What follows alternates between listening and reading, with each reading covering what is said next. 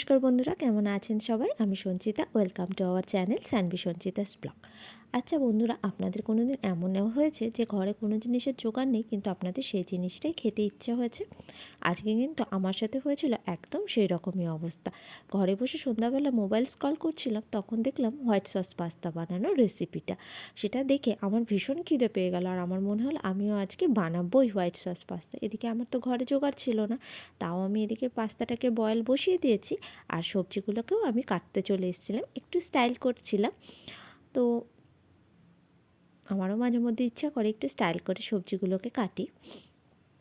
তারপরে আমি গাজরটাকে নিয়ে যখন কাটতে লাগলাম, গাজরটাও আমার কাছ থেকে কাটছিল না। মনে হচ্ছিলো যেন আমাকে বলছে, যাও যাও, তোমার কোনো জোগাড় নেই তো, আজকে আমিও তোমার সাথে পাস্তার রেসিপিতে যাব না। তাও যাই হোক, আমি গাজরটাকে ছাড়িয়ে নিয়ে বিনসটাকে কাটতে লেগে গেলাম। বিনসগুলোকে আমি একদম ছোট্ট ছোট্ট করে কেটে নিয়েছিলাম। আর এই করতে করতে আমার পাস্তাটাও এদিকে বয়েল হয়ে গেছে মোটামুটি। আর এদিকে আমার বিনসগুলো সমস্ত কাটা হয়ে গেছে, আমি সেগুলোকে প্লেটে তুলে রেখে দেবো। আর তারপরে আমি গাজরটাকে কেটে নেব। গাজরটাকেও আমি একদম ছোট্ট ছোট্ট কুচি কুচি করে কেটে নেব।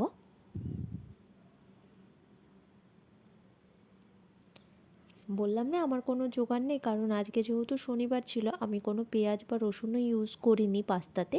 কারণ আমাদের বাড়িতে শনিবার দিনকে আমিষটা চলে না, তাই জন্য পেঁয়াজ রসুনটাও আমি বাদ দিয়ে দিয়েছি। আর এদিকে আমার তো পাস্তাটাও বয়েল হয়ে গেছে, তাই আমি ওটাকে আলাদা বাটির মধ্যে তুলে নেব। সব পাস্তাগুলো আমি তুলে নিয়েছি এই বাটিটার মধ্যে। এরপরে আমি কড়াইটাকে ভালো করে মুছে নিয়ে, কড়াইটা একটু গরম করে তার মধ্যে সাদা তেল দিয়ে একটু নাড়িয়ে চাড়িয়ে সমস্ত সবজিগুলোকে কড়াইয়ের মধ্যে দিয়ে দেব। বিনস আর গাজরগুলোকে আমি দিয়ে দিচ্ছি কড়াইয়ের মধ্যে। এরপরে অল্প একটু নুন দিয়ে বাড়ি করে নাড়াচাড়া করে নিচ্ছিলাম। আমার সবজিগুলো ভাজা ভাজা হয়ে গেছে, এগুলোকে আমি একটা আলাদা বাটির মধ্যে তুলে রেখে দিয়ে এবার বানিয়ে নেব আমার হোয়াইট সসটা।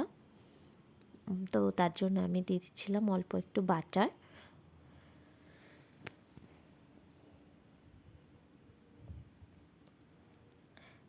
বাটারটা এখানে পুরো মেল্ট হয়ে গেছে। আর এরপর এর মধ্যে আমি দিয়ে দেবো অল্প অল্প করে ময়দা দিয়ে দেবো।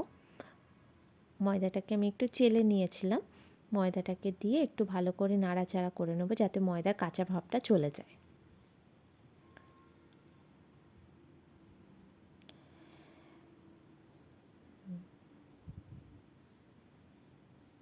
তো আস্তে আস্তে আমার ময়দাটাও প্রায় রেডি হয়ে গেছে। এবার এর মধ্যে দুধ দিয়ে আমি বানিয়ে নেবো আমার হোয়াইট সসটা।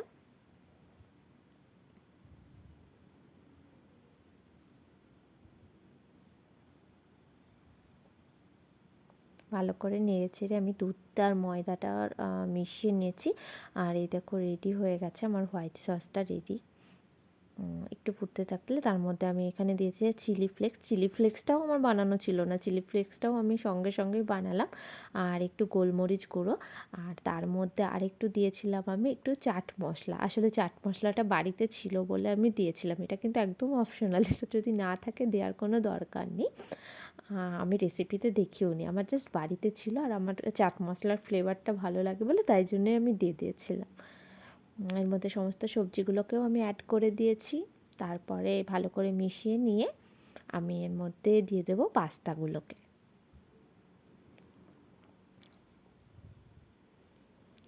তো পাস্তাটা দেওয়ার পর আমি ভালো করে সসটার সাথে পাস্তাটাকে মিশিয়ে নিয়ে যদি নুনটা টেস্ট করে নেবে, যদি নুন লাগে তো নুন দিতে হবে। আবার আমি এর মধ্যে দিয়ে দিয়েছিলাম বেঁচে থাকা চিলি ফ্লেক্স আর গোলমরিচের গুঁড়ো। ভালো করে এবার নেড়ে চেড়ে নিয়ে একদম রেডি হয়ে গেছে আমার হোয়াইট সস পাস্তা। তো এর মধ্যে আরও তো দেয়, বাটার দেয়, সরি বাটার বলছি, চিজটাও দেয়, কিন্তু আমার তো বললাম যে আমি কিছু জোগাড় করিনি, চিজটাও আমার ঘরে ছিল না, তাই জন্য চিজও দিইনি। তা খেতেও কিন্তু বেশ ভালোই হয়েছিল। তো আজকের মতন এই পর্যন্ত, আবার দেখা হবে নেক্সট ব্লগে। ততদিন পর্যন্ত ভালো থাকবেন, টাটা।